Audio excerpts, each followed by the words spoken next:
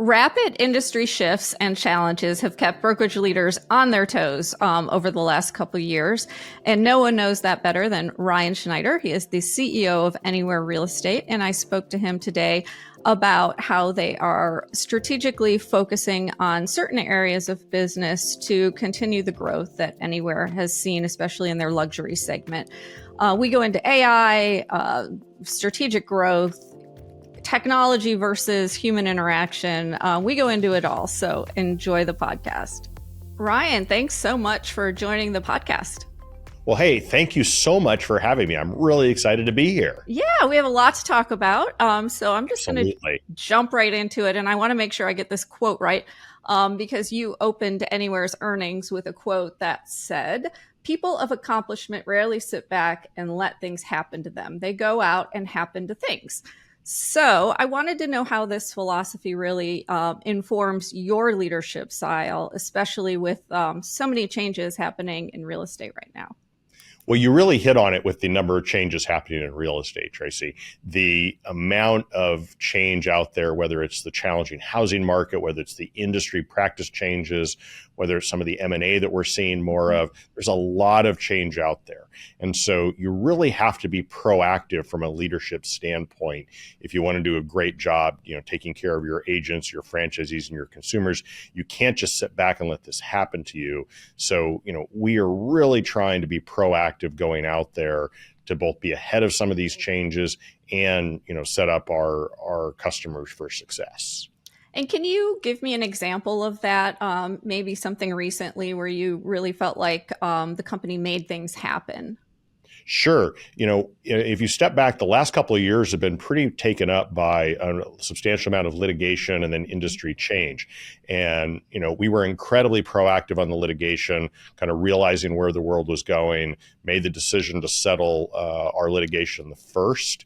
We got the best deal when you look at the numbers, and then we went full force into making sure we were doing the best job possible, helping our agents and franchisees navigate the industry changes.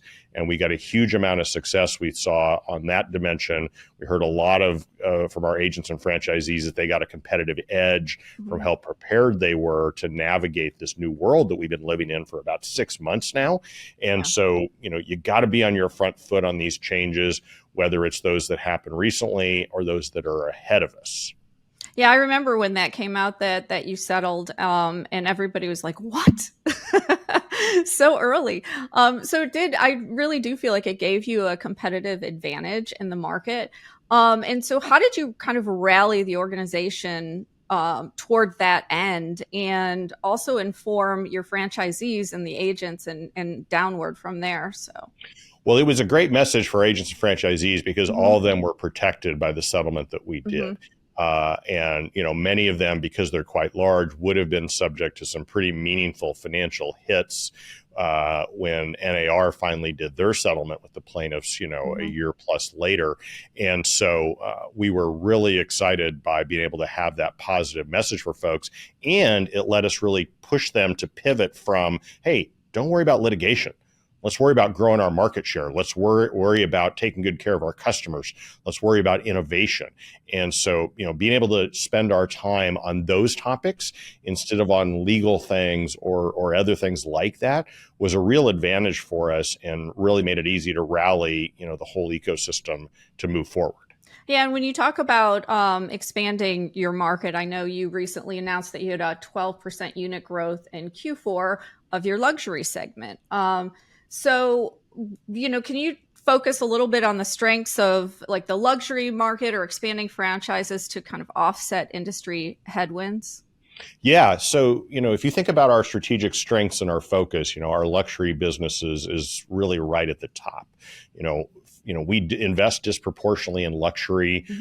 We love our luxury businesses that cut across brands like Sotheby's International Realty, Corcoran, and Coldwell Banker, Global Luxury in particular. And so, the fact that we've been able to outperform the market substantially throughout 2024 was an awesome thing to be able to share with the world, and to be able to share that, we sell more $1 million plus homes than anyone, $2 million plus, 5, 10, 50, $100 million plus homes. I even gave the stat that, we sold 1,000, 10 million and up homes last year, and we have 1,000, 10 million and up homes in our listing portfolio right now. We just really like that business. We think it's incredibly strong. We love the agents and franchisees in it, and so we invest disproportionately in it. And so, when you can find something like that where you can drive meaningful above market growth, it's totally worth pushing on, and we've got some great assets there. So just a big focus for us. Yeah, and so that was a strategic focus. And I know in years past, you were strategically focused on M&A, and obviously a lot of people dropped out of the big M&A, in the past several years, and really focused on more local acquisitions or mergers. Are you looking at that as a possibility for one of your levers of growth moving forward? Absolutely. We went through this cycle where I think M&A was less attractive just economically, given how the math was working 5, 6, 7 years ago. But as I talked about on my last earnings call, I think M&A is going to be back here. And I think 25 is going to be a big year for M&A. We're here to do good deals, so they got to make sense economically. We're not going to do deals just to do them. We're not going to do it just to grow revenue. We're about the bottom line. But we do think that's going to be more a part of our growth in the future, because we've gone through a couple of years where there hasn't been much M&A in a tough market. Sellers' expectations may have been a bit high during that time. There was a lot of uncertainty with litigation, but with litigation behind us, the industry changes mostly behind us. I think the path to M&A is stronger, and we're hearing more about that, both from our franchisees and on the inbound calls that I get directly. So we're excited about it. Yeah, it's interesting. I know, like Peerage and Karen, they've kind of stopped doing any, acquisitions, but I do know that, like, we just recently had the one of Keller, I can't remember, Stone something. Stone Point. So it looks like private equity might be moving back into real estate. Have you seen that? Any indications of that other than the Keller Williams acquisition or investment? That's been the only one that we've really seen. But, having one is a lot better than having zero. Yeah. At least in terms of either a trend or, showing the interest. So, that would be exciting for us. But I think it does come back, to kind of where we are in the cycle, right? I mean, there was some times when I think the pricing of M&A wasn't great for the bottom line, and that may be changing. And then, given some of the opportunities going forward, given that we're at the bottom of this cycle, hopefully from a housing market standpoint, this is not a bad time to plant those seeds of growth, and M&A is one of the ways to do that. Yeah, absolutely. So I want to talk a little bit about technology, because I know you've said it's kind of central to Anywhere's vision. And then you accelerated like an aggressive AI agenda. You're using a lot of AI to process transaction documents. So how are these innovations really changing the way Anywhere operates? And tell me a little bit about your investment in AI and technology moving forward. Yeah, so we've always been on a journey here, in a business that is very kind of human centric and has the customer in the middle and the agent in the middle, to still utilize great technology to operate our company better and help our agent and franchisees succeed. And, one example of that is, when I came to the company, we had about 12,000 employees. At the moment we're delivering, our business with about 8,000 employees. And a lot of that's because we've been able to digitize and automate a lot of kind of how we do our business. But this generative AI opportunity is huge. And we're seeing it both in customer-facing products that we can give to our agents and franchisees that can make them more successful or more efficient. We're also seeing it in amazing ways, Tracey, in how we just run the company. And you mentioned the brokerage operations kind of processing as an example, but we see it everywhere. And my analogy for this goes back to the transition I saw when the world, went to the internet.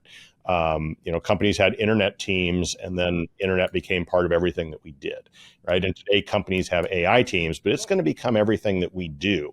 And I don't think it's that the opportunities are really that specific to real estate. I think what are the opportunities to how you run your people processes, and that'll affect every industry. We should learn from all industries, right? How do you run every part of your operations? How do you deliver to customers? All of those things are going to be opportunities for every business, out there in the economy. And ours has enough technology kind of backbone in it that we think there's going to be great opportunities. So we're really increasing our investment. We're investing more in technology in 25 than we did in 24 and 23. And we already invested a pretty meaningful amount relative to anyone else in our industry. Yeah, it's really interesting. I'm hearing, first of all, from a lot of the tech companies on how they're, I've been in this industry for a long time, even before Zillow. So I've seen the different iterations of disruptor. We're going to intermediate the agent, and to now being more of a support partner. And in fact, I interviewed several tech CEOs recently who really are focused on understanding that real estate is about human interaction, but that technology is a way to push that forward, even through AI. And I've talked to a lot of brokers who are doing compliance through AI. They're building programs for compliance and also coaching, taking all of their videos and all of the coaching that they've done and putting it into one chat type of, AI formula for agents to learn more and ask questions. So it is interesting where it will go from here, because it's not just marketing. Yeah, those are great opportunities. I was earlier today talking with a venture capitalist, and she and I agreed on one thing, which is people are not investing money these days in 2025 to try to disintermediate the agents. Right. That used to be true. That used to be where a lot of the money was flowing. Mm-hmm. But people have realized that the agent plays a critical role in this, quite rare and quite high dollar transaction. And so, the money being invested has shifted, mm-hmm. right, to making those agents more productive, to making things more efficient, et cetera. And, we've always thought the agent was central to the transaction. So we've always been investing in those ways. And we think it's an exciting opportunity, and we want to be at the forefront of it, both in our industry and anything we can learn from other companies and other industries. We're here for it. Yeah. And now you run a more of a traditional model with your brokerages. Do you feel like, there's a ton of talk about, the traditional model is dead, but that's not really showing that the traditional model is dead. So what do you say to those detractors, or generally it's your competition, of course, saying that? Well, it's funny, most of our biggest competitors run the traditional model. Yeah. Right. So, and if you look at kind of, the biggest companies in our industry, they're running the traditional model. And if you look at even, the newer companies that have had growth in our industry, they're running the traditional model. So, I think that's a reasonable amount of hyperbole, to serve whatever interest people are talking about at the moment. But the reality is, it's what happens with the consumer, right? And how, agents help consumers get, from or to their next home. And there are huge opportunities to change how we do that with, the products we provide them. Like, we provide a listing concierge product that does the marketing of a new listing. Over half of our listings, in our own brokerage business are done on that. And, we embedded AI in it in a way that's made it incredibly easy, so much faster. Got named best use of AI by a brokerage for 24. Always great to kind of win those kind of awards. And, but it's still got doing a great job marketing the consumer's product at the heart of it, right? And their product obviously is their home in that case. So, a lot of the comments on the model, I think, are, hyperbole and a little self-serving in the moment. The reality is, improving how the transaction happens is a great opportunity. And, having the opportunities we have with our scale and with our Gen AI technology kind of innovations is really an exciting thing we're doing right now. Yeah, it really is more, there's a lot of iterations of a traditional model. So a lot of companies that say they have a different model really don't necessarily have a different model. Maybe they're capped. Maybe they do charge a transaction fee. But when you really boil it down, there aren't a lot of opportunities for new models in real estate. Yeah, those are just pricing differences, Yeah. frankly, right? I mean, Yeah. a new model, would really be, some new fundamental way to try to sell or buy a home, and those are Mm-hmm. pretty rare. And the people that have invested in those have, as my venture capital comment kind of Mm-hmm. described, those haven't really worked out really well. So, Yeah. we're excited that we have the scale that we've got in touching customers and helping them buy and sell homes. We're absolutely got to keep innovating on how we do it and the products we provide and how we deliver services as efficiently as possible. But getting customers into their next home is where the real value is. Yeah, absolutely. So I want you had mentioned that we're kind of at a cyclical inflection point, and you noticed we're at a low point in the cycle of the housing market will improve over time, with a strong medium-term outlook fueled by demographics and demand for home ownership. So tell me what you're seeing in the market right now, and where your predictions are taking it in maybe the next 6 months. Well, look, it's tough out there, right? We're now coming into a third calendar year, or even almost, Mm-hmm. more than that if you go back to the middle of 2022, of kind of frankly pretty record low unit sales. And the reasons for that have been well talked about and are out there in the newspapers and stuff. But at the end of the day, for the United States to have 4 million home sales in 23 and 24, and that's kind of the latest projections for 25, that is just historically unheard of, right? We haven't been at this low level of unit sales for like 30 years. And for it to happen 3 years in a row, wow, that's a tough one. Now we're navigating it as a company well, and we're still, quite profitable and throwing off free cash flow, but that's not true for our industry as a whole, frankly. And so, it's a tough time out there, but the demographics are totally all in all of our favor, right? You've got the largest generation ever in the millennial generation, totally in their prime home buying years. Yeah. You've had like 30 million people be added to the US over the last 20 years. And so, the demand for housing is clearly higher, and we're seeing that every day. I mean, we announced our January numbers, and it's price increases that continue to drive the overall volume of housing. Units aren't changing, but prices keep going because demand is greater than supply, and demand is greater than supply even at 6 to 7% mortgage rates. It's a very unhealthy situation. I'm not at all happy about it, but it is clear that demand is greater than supply, and it is clear that over the medium term, we should at minimum be back to those normals of 5 to 6 million unit home sales. Mm-hmm. And one of our competitors, predicted probably about 60 million sales over 10 years. And I think that's a reasonable assumption given the demographics and the household formation. Yeah, it's really hard to predict what's going to happen with the housing market. I know our analysts kind of feel like when we get to 6%, mortgage rates, that it'll open up some. But then we've got tariffs on lumber, so you've got some, new home builders kind of raising prices. So the affordability issue isn't necessarily being solved for right now. I don't know. It's just going to be an interesting market in the coming year. Yeah, but as I tell my team is, we're all subject to the same market, right? Mm-hmm. None of my competitors have a better housing market than I do. So let's go out there, let's innovate, let's use Gen AI differently, let's take some more luxury market share, because we do all face the same housing market. We all face the same interest rates. And so, let's not let the tough market turn us into victims. Yeah. To your opening point, let's go out and have some impact on the world. Let's go out and do things, Mm-hmm.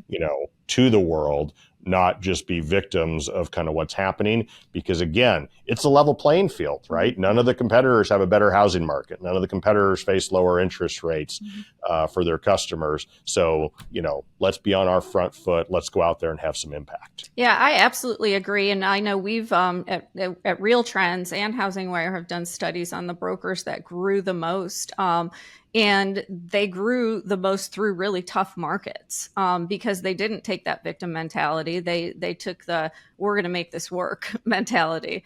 And either they grew through M&A or productivity of their agents in that. So it is really interesting. I do believe that the companies that grow during this time are the strongest companies out there. So yeah, definitely. So I want to talk about aha moments, and this might be personal, this might be professional, but have you maybe your most impactful aha moment that really impacted the way you lead or impacted the direction of that you took your company? Boy, you could spend days on that question with anybody, Yeah. especially Mhm. having seen different industries and worked in different industries. I think for me, the biggest aha moment was probably in my career. Was probably it was over 20 years ago at this point, even more than that. And it was the day that I really realized, Tracey, that you're only as good as your team. It doesn't even matter how talented you are. A great team is going to outperform, right? And so how do you put everything you can into getting the best people in the biggest jobs that you can, right? It's a great team. And at one level, like many people, I kind of knew that lesson from, high school sports and things like that. But, in the business world, you see so many great, talented people who, they're so talented, but the light switch someday has to go off and realize it's the talent of the team that lets you have that much bigger impact than any one person can have. And so, that's really been a kind of the foundational thing for the last, 25, or whatever years of my kind of corporate career, where just it's all about having the greatest team that you can, and always being able to put your best people in bigger jobs. And that's why, when I came to our company, we had about 300 executives, and now we have about 170, because we put, and about half of those people have come from outside. So we've had a ton of turnover as we're always trying to get the best people in bigger jobs, and have the best talent we can. And that's probably been the biggest insight. And, CEOs, I think, some CEOs spend their time on, with their customers, doing deals, on kind of product and strategy, and on talent. And we all spend time on all four of those. But I find spending the most time on the talent of those four has the biggest impact on, kind of the company you're building and the success that you can have. Yeah, I think that trickles down to the brokerage level as well.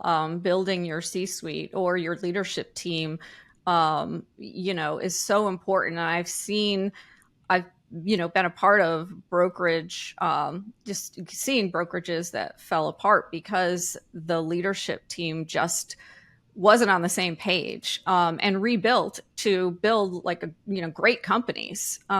So it is always a process, right? Finding the right person for the right job, and then moving people into the right jobs too, because you could have someone really great in one position, but even better in another. It's just Yes. recognizing that. And are people looking to the future, Mm-hmm. right? I mean, what it's going to take to win in a generative AI world, Mm-hmm.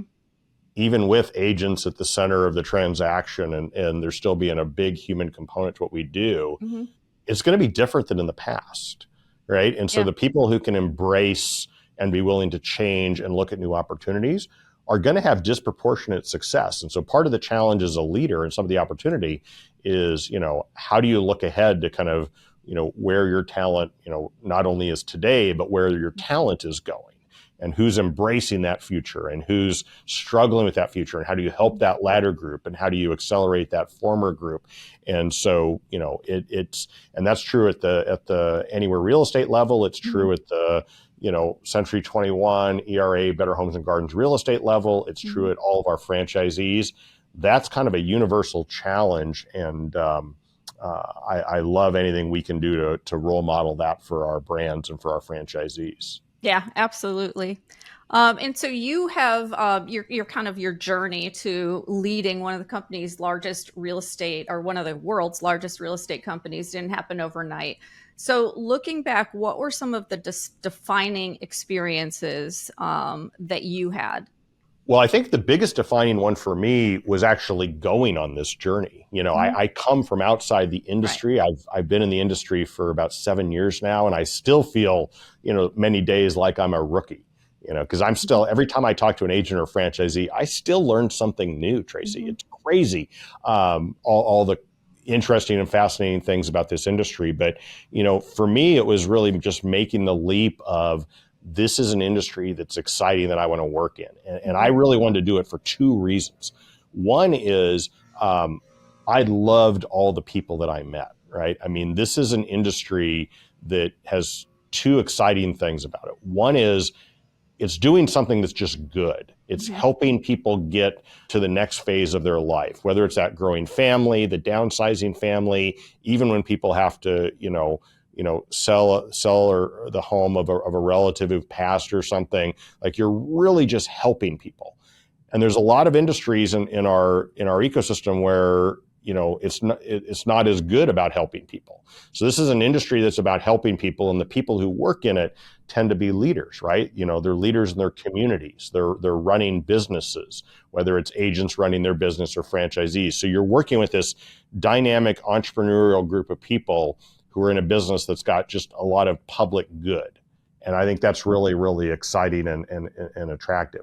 The other thing was just the opportunities that are there, right? This is an industry that has all the opportunities to operate differently from a technology standpoint, while still having the agent at the center of it, right? And while, yes, it is subject to the macro, the ups and the downs, and you've got to deal with that, at the end of the day, there is real opportunity in this industry to continually reinvent how things happen, whether it's the generative AI stuff that we've talked about here, whether it's the products that we deliver to make agents and franchisees more successful with their customers. And I found that opportunity exciting. And so, you put those two things together. And for me, it was, let's take this leap of faith, try this, and really commit to it. And it's a wild ride, especially on that macro side. But I really love the team at Anywhere Real Estate and the scale that we've got and the brands and the opportunities. And, I'm excited to come into the office every single morning. I wake up with that positive energy. Great. Any mentors in the industry or outside of the industry, or authors, anybody that you recommend to other leaders? Well, what I actually have found in this industry is that the best mentors are our agents and franchisees. And I mentioned it earlier, I literally learn something from every conversation that I have with an agent and franchisee. And I've got the blessing of, we have so many, great agents and franchisees across our, 2,000 plus franchisees and our 200,000 plus agents. But, I went to a dinner with our top 100 agents in late November, and you just hearing the stories of how they do business and what makes them so successful just gives me, 10 ideas to share with all 200,000 agents of how we should do things. Sitting down with one of our top New Jersey agents for a coffee recently and learning how he was approaching all the industry changes, gave me, 2 ideas that I went out and then told, our team, hey, we should be looking at like training everybody on this kind of thing. And so there's always a ton to learn in this industry. And I found that especially the most successful agents and franchisees on the front lines actually have the most to teach leaders, especially at bigger and bigger companies. Yeah, I would agree. Just being in the business as long as I have as a journalist, I love it because I love the different stories I hear from leaders and agents and team leaders daily. You do learn something new. I just feel like it's an exciting industry, and the stories of even their personal stories are fascinating. So definitely very inspiring. Absolutely. Yeah. So my last question is just what's next for Anywhere in the next couple of years? Well, look, a couple things I would say. One is, as I mentioned in our earnings call, I do Hmm. think we are in a consolidating industry, and there's going to be more M&A. There was even an M&A deal announced this morning, Yes. and we're excited to be participants in that and grow our business through M&A. It's got to be a good economic deal, though. Let's be very clear. It's Hmm. got to be done for the bottom line, not the top line. But we're very excited about that opportunity as the industry consolidates. So there's going to be a lot of benefits to scale players Hmm. like ourselves. So we're very excited about that. Second, very excited about generative AI and Hmm. the journey, not that we're just already on, but where we're going to go. We want to be at the forefront of how that plays out in every part of our company, learning from companies outside of our industry, especially, and use that to both run our company faster, Hmm. deliver better experiences to our customers, and be more and more efficient so we can put more money even back into growing our business, like our strategic luxury business that I mentioned. Finally, there's a lot of debate right now on this clear cooperation topic out there. And what I actually think is, I think consumers being able to see all the listings is good, right? I just do. I think it's good for the consumer to see all the listings. I also think it's good for a seller to have as many people looking at your listing as possible. So we actually, think that is an important thing. But we live in a competitive world, and if our world goes in a way that's a little bit more of kind of curated gardens or people keeping listings behind some walls, well, we have the capability to do that too. And across our brands, we have more listings than anybody.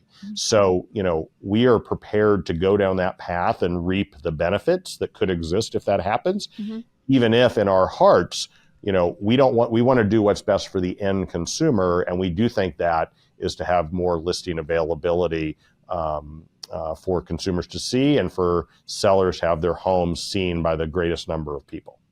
Yeah, it is an interesting debate, that's for sure. So I Yes. am looking forward to seeing how that all rolls out. So definitely.